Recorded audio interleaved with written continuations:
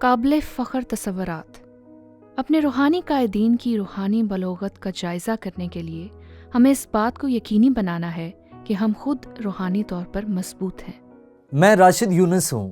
اس اصول کی بنیاد پر وہ سب کچھ ہے جو کرنتھس کی کلیسیا میں ہو رہا تھا، کیونکہ یہ گناہ آلودہ لوگ اپنی زندگیوں کی طرف نہیں دیکھ رہے تھے، اور پھر بھی وہ پولس رسول کی عدالت کر رہے تھے۔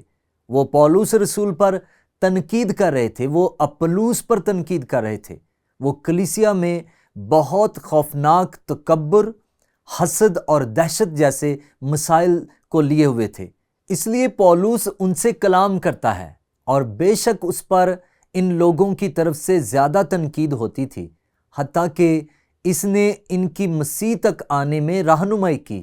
اس لیے وہ یہ کہتا ہے، ہم ایماندار خدام ہیں اور منتظمین ہیں۔ آدمی ہم کو مسیح کا خادم اور خدا کے بھیدوں کا مختار سمجھے، اور یہاں مختار میں یہ بات دیکھی جاتی ہے کہ دیانت دار نکلے۔ یہ ہم کو وفاداری میں حاصل ہوا۔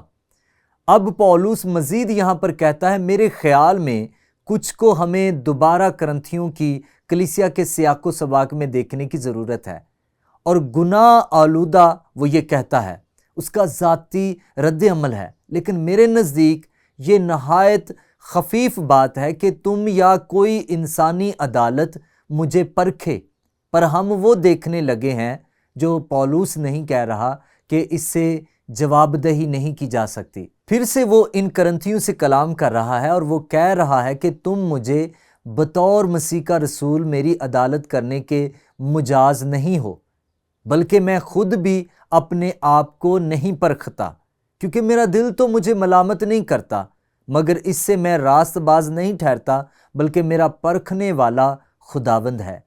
دوبارہ سے پولس ان کرنتھیوں سے مخاطب ہے جو اس پر تنقید کر رہے ہیں، اور وہ خود وہ خطرناک گناہ کا شکار ہیں۔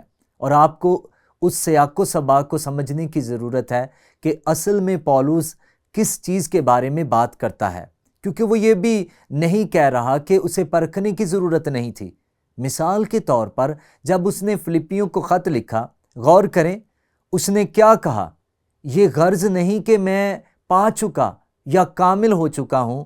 پولس تسلیم کرتا ہے کہ وہ سفر پر تھا، ہم سب کی طرح، بلکہ اس چیز کے پکڑنے کے لیے دوڑا ہوا جاتا ہوں جس کے لیے مسیح یسوع نے مجھے پکڑا تھا۔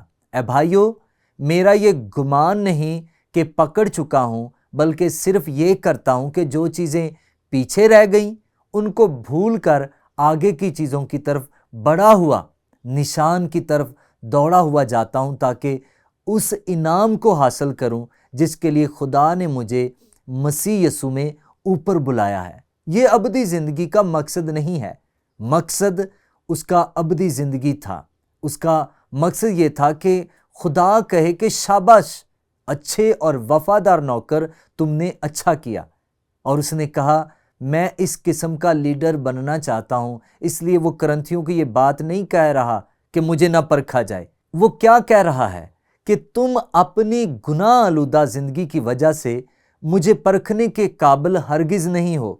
نیز پولس یقینی طور پر یہ تعلیم نہیں دے رہا تھا کہ ہمیں موجودہ اور ممکنہ دونوں روحانی رہنماؤں کا اندازہ نہیں لگانا چاہیے۔ میرا مطلب ہے، جب اس نے تیموتھیوس کو لکھا، ایک روحانی قائد کی خوبیوں کو دیکھنا ہے، ہمیں جانچنے کی ضرورت ہے۔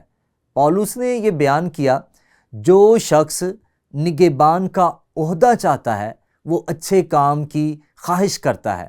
ایک بیوی کا شوہر، اس کا مطلب اخلاقی طور پر پاک ہو، پرہیزگار، کلام اور کام میں توازن برقرار رکھتا ہو، متقی، عقل مند اور حلیم ہو، بطور خدا پرست قابل احترام ہو۔ یہاں پر 5 ہیں: مسافر پرور، شائستہ، خیرات کرنے والا، تعلیم دینے کے لائق۔ یہ شائستگی سے بات کرنے کی قابلیت ہے۔ نشے میں گل مچانے والا یا مار پیٹ کرنے والا نہ ہو، کسی بھی قسم کا مادہ پرست نہ ہو، نہ تکراری، لڑائی جھگڑے والا نہ ہو، حلیم ہو، حساس ہو، محبت اور ہمدردی کرنے والا ہو، مزید 5 ہیں، مار پیٹ کرنے والا نہ ہو، نہ تکراری ہو اور انتشار پیدا کرنے والا نہ ہو، زر دوست مادہ پرست نہ ہو، اپنے گھر کا بخوبی بندوبست کرتا ہو، بطور ایک اچھا والد اور اچھا باپ ہو، نومرید نہ ہو۔ ہمیں تجربہ کار مسیحی ہونا ہے اگر ہم روحانی قائد بننے جا رہے ہیں، اور ہمارے پاس اور باہر والوں کے نزدیک بھی نیک نام ہونا چاہیے۔ اس سے مراد ہے کہ معاشرے میں بڑے پیمانے پر اچھا گواہ ہونا۔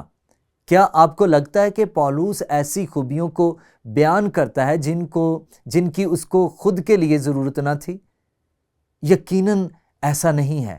یہ اس کے روحانی لیڈر ہونے کے معیار کے لیے بھی تھیں، ایک جس کو پرکھنے کی ہم سب کو کوشش کرنے کی ضرورت ہے۔ اس لیے جب پولس نے کرنتھیوں کو خط لکھا، وہ یہ بات بالکل نہیں کر رہا کہ ہمیں بطور روحانی ایماندار خود کو نہیں پرکھنا چاہیے۔ مزید وہ یہ تعلیم بھی نہیں دے رہا کہ ہمیں جھوٹے استادوں سے خبردار نہیں رہنا چاہیے۔ مثال کے طور پر یہاں وہ تیتوس کو کیا لکھتا ہے، جو کریتے کے ٹاپو میں غلط استادوں سے نمٹ رہا تھا، کیونکہ بہت سے لوگ سرکش اور بیہودہ گو اور دغا باز ہیں، خاص کر مختونوں میں سے۔ ان کا منہ بند کرنا چاہیے۔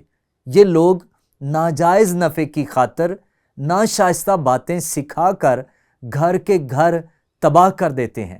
دوسرے لفظوں میں وہ کہہ رہا ہے، بہت سے روحانی لیڈر ہیں جو کریتے میں گھریلو کلیسیاؤں میں آ گئے ہیں، اور وہ لوگوں سے ناجائز فائدہ اٹھا رہے ہیں، اور وہ مسیح کے لیے نہیں زندگی گزار رہے۔ ان کو خاموش ہونے کی ضرورت ہے۔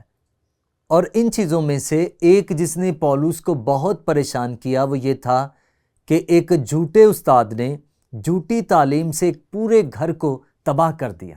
تو وہ اس حقیقت کے بارے میں بات نہیں کرتا کہ جب وہ کہتا ہے تمہیں مجھ پر فیصلہ کرنے کا کوئی حق نہیں ہے، وہ اس حقیقت کے بارے میں بات نہیں کر رہا کہ ہمیں جھوٹے استادوں کے ساتھ معاملہ نہیں کرنا چاہیے۔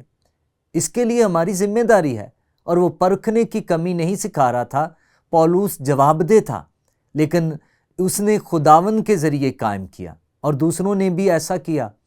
دوسرے روحانی رہنما جیسے پطرس اپنے خط میں ایک نگہبان، جہاں ہم دونوں ایک دوسرے کی حفاظت کرتے ہیں اور ہم ایک دوسرے کے ساتھ جواب دہ ہیں۔ اور آپ پہلے تیموتھیوس کے اندر 5ویں باب کے بعد فہرست میں کچھ خوبیاں دیکھتے ہیں۔ وہ کہتا ہے، جو دعویٰ کسی بزرگ کے برخلاف کیا جائے، بغیر 2 یا 3 گواہوں کے اس کو نہ سن۔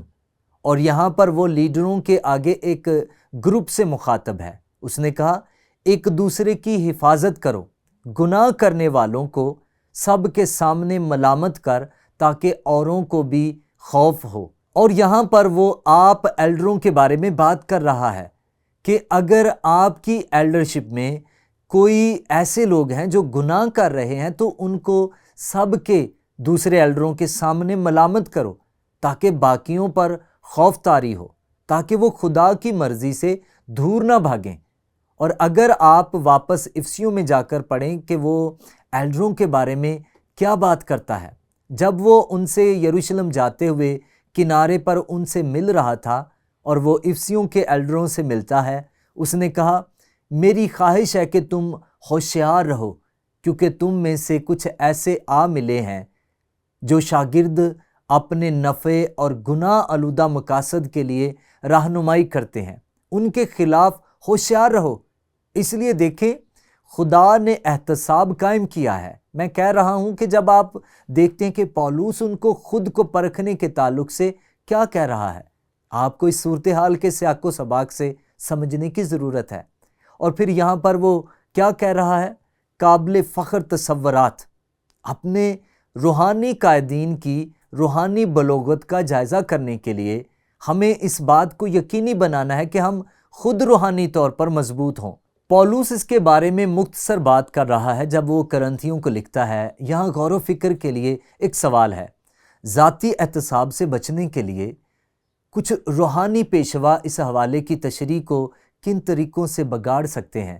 خیر، میں آپ کو ایک مثال دیتا ہوں۔ کیا آپ نے کبھی یہ بیان پہلے سنا ہے؟ اور آپ اس کو بہت سے عوامی منادوں میں دیکھیں گے جو کہیں گے مختصر یہ ہے، میں خدا کا مسح کیا ہوا ہوں، اور میں جو بھی کہوں آپ کو کچھ حق نہیں کہ مجھ سے سوال کریں، مجھے مت سکھائیں کیونکہ میں خدا کا مسح کیا ہوا ہوں۔ ان کو یہ کہاں سے ملا؟ ان کو یہ پرانے عہد نامے سے ملا، جب داؤد نے کہا، جب داؤد کے پاس ساؤل کی جان لینے کا ایک اچھا موقع تھا، جو اس کو قتل کرنے کی کوشش کر رہا تھا، اس نے ساؤل کو نہ چھوا کیونکہ وہ بطور اسرائیل کا بادشاہ چنا گیا تھا۔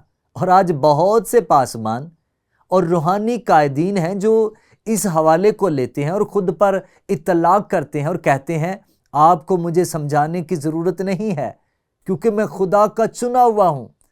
یہ زیادتی ہے، یہ اس کا غلط استعمال ہے جو خدا ہمیں اس کلام مقدس میں سکھا رہا ہے۔ پھر سے یہ بہت اہم ہے کہ آپ دیکھیں اور کرنتھیوں کی کلی صورتحال کو سمجھیں، اور حقیقت میں پولس یہاں پر کیا کہہ رہا ہے، اور پھر سے یہی کہہ رہا ہے۔ اس نے کہا تم اپنے گناہ آلودہ زندگی کی وجہ سے مجھے پرکھنے کے قابل نہیں ہو۔ اس لیے یہاں پر پولس رسول کرنتھیوں کو مختصر کیا کہہ رہا ہے، جس طرح سے تم گناہ آلودہ زندگی گزار رہے ہو اور جیسے تم خدا کی مرضی کے خلاف ورزی کر رہے ہو، تمہیں مسیح کے لیے میری عدالت کرنے کا کوئی حق نہیں ہے۔ خصوصاً اس تناظر کی حقیقت میں تمہارے درمیان رہا اور میں تم کو لکھ سکا اور کہتا ہوں تم میری مانند بنو جیسے میں مسیح کی مانند بنتا ہوں۔